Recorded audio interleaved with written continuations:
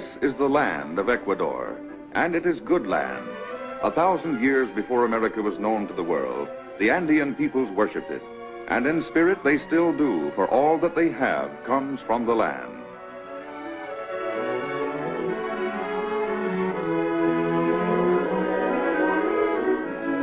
The Otavalos are among the oldest of the native tribes still living in this part of the Andes. They were making pottery and textiles and bargaining in this marketplace long before the Incas came to Ecuador. They were planting fields of corn and a strange vegetable known as the potato. And they were a handsome people and proud, for their strength was in the soil, and they paid tribute to nobody.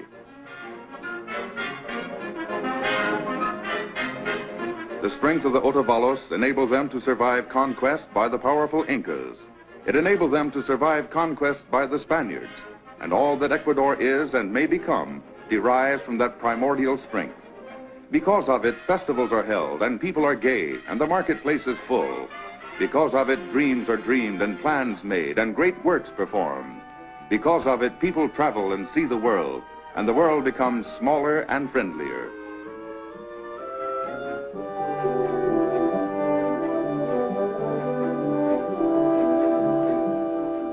The Spaniards came to Ecuador seeking gold, and gold they found, tons of it. With it, on the smoldering ruins of an Indian city, they built Quito.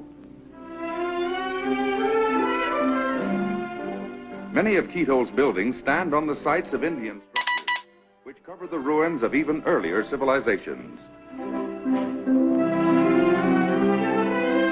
There are nearly 60 churches in Quito. One of the most impressive is the huge Convento de San Francisco, built with gold and silver found by the Spaniards. The convento's interior is profusely papered and ornamented with gold. Its main altar is of solid silver. Imagine the brilliance when lighted by thousands of candles.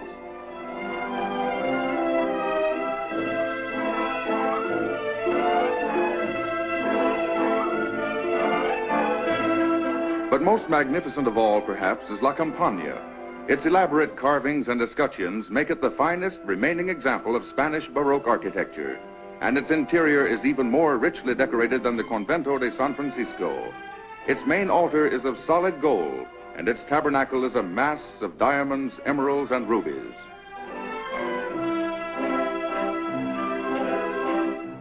But there's another Quito emerging from this ancient city. Buildings and techniques better adapted to modern life are resulting from a fuller understanding and use of the nation's resources. And this flowering of progress takes many forms. Thousands of people living in the cities now have more leisure for sports and other kinds of recreation.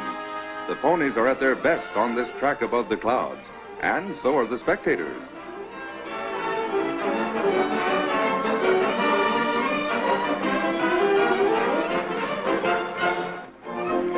Here's another spot to beguile a free hour or two. Spas like this are a popular gathering place for people from the cities and for visitors as well. The volcanic nature of this part of Ecuador imparts rare properties to their waters. Some, bottled and sold in the cities, vie with the best in the world.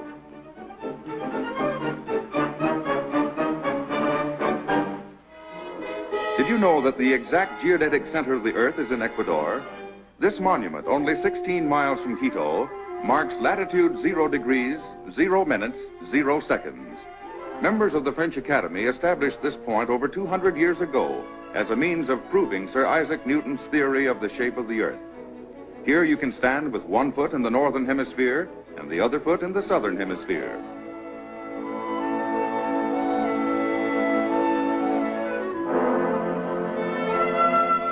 In many respects, the Andean region is Ecuador's oldest. It is also the most densely populated. But it is only part of this rich country which reaches from the Amazon jungles to the Pacific Ocean and holds an astonishing variety of plant and animal life, and peoples, and customs. And it is still not wholly settled, for on the northwestern slope of the Andes, huge virgin territories are being opened to colonization by a new railroad.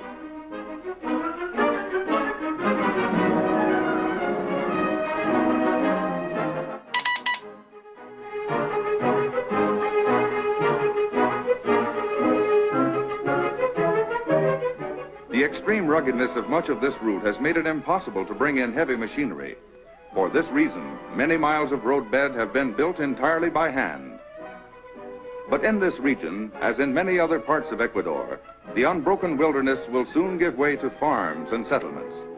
Grains and cattle and temperate zone fruits like plums and peaches can be raised in the higher altitudes crossed by this railroad. Coffee bushes and many kinds of spice trees flourish in the lower altitudes. The rich plains that stretch from the foothills to the Pacific are covered by precious woods, a bonanza for the settler who may have come only to plant bananas or cocoa.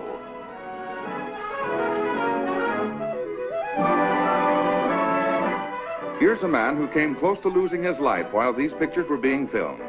Below him is a deep, rocky ravine, and a cable system is being used to bring materials to the other side of it. Yes, it could have been serious. A new port on the Pacific is being developed at the western terminal of this railroad, and it's about 300 miles closer to the Panama Canal than Guayaquil, Ecuador's main seaport. When the railroad is finished, and it's about finished now, Quito and the other Andean cities will have a new outlet to the sea and a new area for development. If you want to pioneer and have some development capital, Ecuador's government will sell you up to 200 acres at a very low price.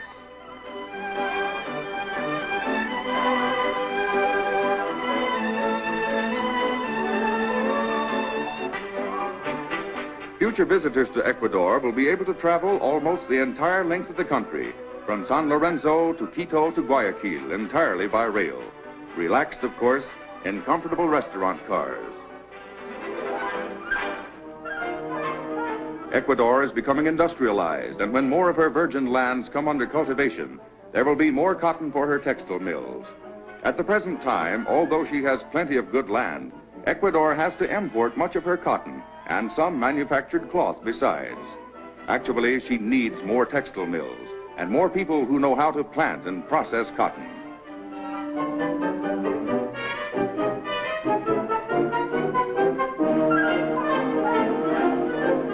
It's quite a problem to leap into the 20th century without a steel springboard. People accustomed to old ways must be taught new. Resources must be fully used, rivers harnessed, hydroelectric plants built, and irrigation and electric systems developed. But Ecuador is doing all of that, and as rapidly as she can. Her schools and colleges are adding to a growing reservoir of skilled technicians.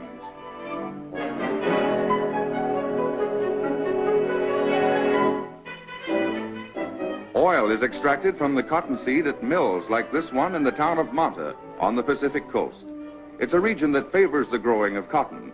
The cotton here is being dried in the sun prior to shipment to the spinning mills. The oil from the seed is utilized by food and chemical companies.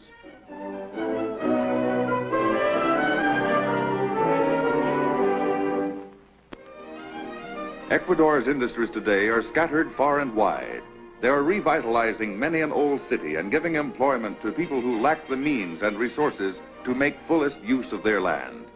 This is Cuenca, in the Andes of southern Ecuador. It's the center of a flourishing hat industry.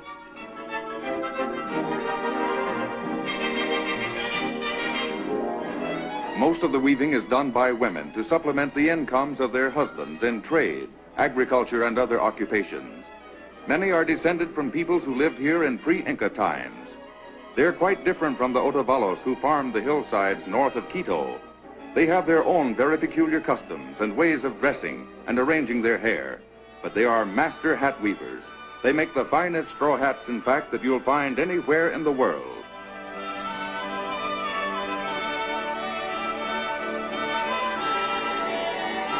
When the Spaniards reached Ecuador, tradition has it, they found the Indians wearing a cloth so finely woven, so rich in texture and so brilliant in concept that they considered it more valuable than gold. It was woven from fibers peculiar to Ecuador. From this ancient art, they say, came the present-day skills, handed down from father to son and from mother to daughter.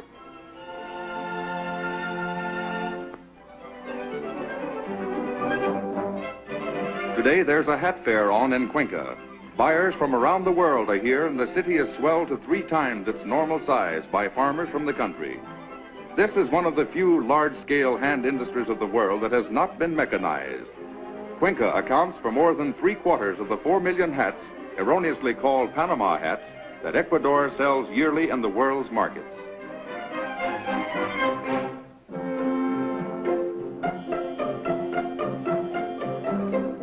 How did the term Panama hat come about? It started with Ferdinand de Lesseps, builder of the Panama Canal. De Lesseps saw several Ecuador hats in a Panama store and bought one to protect his head from the sun. Others followed suit, and when the tourists came to see the eighth wonder of the world, they too bought the hats. Eventually, everybody knew them as Panama hats. Hundreds of hats are bleaching here in the sun.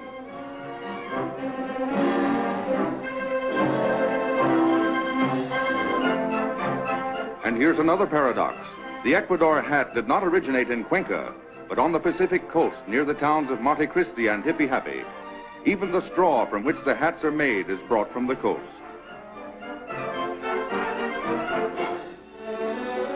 Banana production is Ecuador's answer to the perpetual motion dream. You plant a stalk and it sends up other stalks. You cut down the first stalk to get its bananas and the other stalks are already heavy with maturing fruit. This goes on 12 months a year, and on the equator where climatic conditions are absolutely perfect, it's a bonanza for Ecuador and a fine contribution to the American table.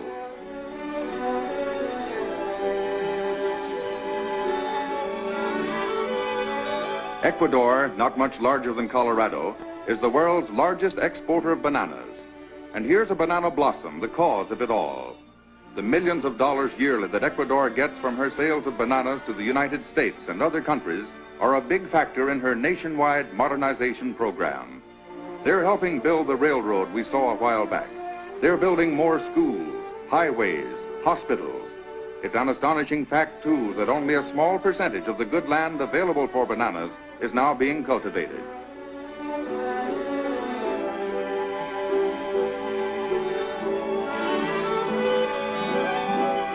Banana plantations are of all sizes in Ecuador. Some, like this one, run into thousands of acres and employ hundreds of workers.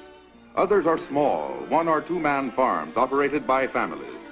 A good many Europeans have lately gone into the banana business in Ecuador. Also ex-GIs and others from the States. It's green gold for those who enjoy this kind of life.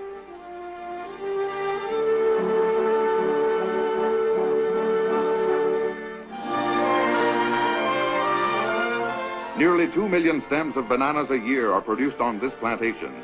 It has its own dock where fruit is received for shipment to the seacoast. But all rivers leading down to Guayaquil, the center of Ecuador's exports, are carriers of bananas. They go down not only in barges, but in dugout canoes and on huge rafts of balsa wood. Anybody who has bananas to sell can sell them in Guayaquil, where ships from all over the world gather to collect them.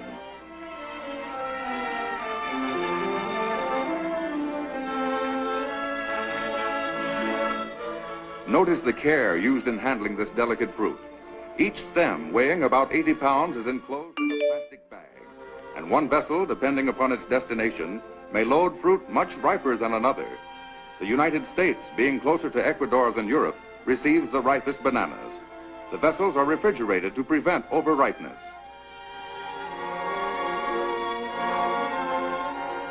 All the exotic products of Ecuador, jungle fruits and spices, cocoa, crude rubber, emeralds and quinine flow through the city of Guayaquil. Here too, Simón Bolívar, liberator of South America, met General San Martin. The final destruction of the Spanish army in America soon followed.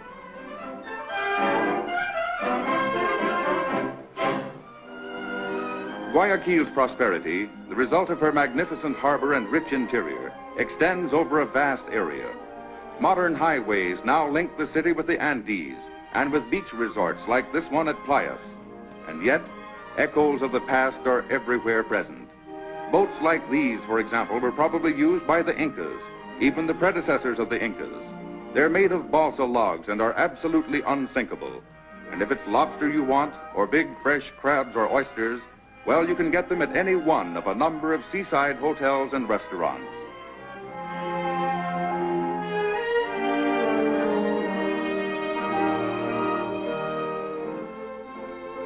It's only an hour or so by plane from the coast to the Andes, and there's Mount Cotopaxi, the highest volcano in the world. It's one of more than 20 star-scraping peaks that flank Ecuador's Pan-American Highway, better known perhaps as the Avenue of the Volcanoes. For scenic grandeur, there is nothing quite like it on the face of the earth, but it's a vital artery of communications as well. It's no easy job to maintain and improve a highway in these mountains. Ancient deposits of volcanic ash are notoriously unstable and must be cleared away, but the job must be done. For this highway links one end of Ecuador with the other. It's a feeder line for roads leading to the Pacific, and together with stretches of the Pan-American Highway, both north and south of Ecuador, it provides a through route from the Mexican border to the southern extremity of South America. The section being improved here lies at an altitude of over 12,000 feet between Quito and Quevedo.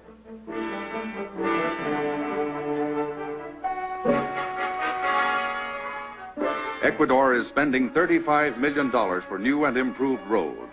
She is building them through mountains and jungles and over rivers never before crossed by motor vehicles.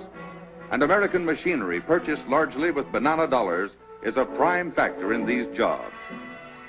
For she is no longer the land of the Spaniard and the Indian. Her faith today is in modern techniques applied to her huge resources for the benefit of all her people.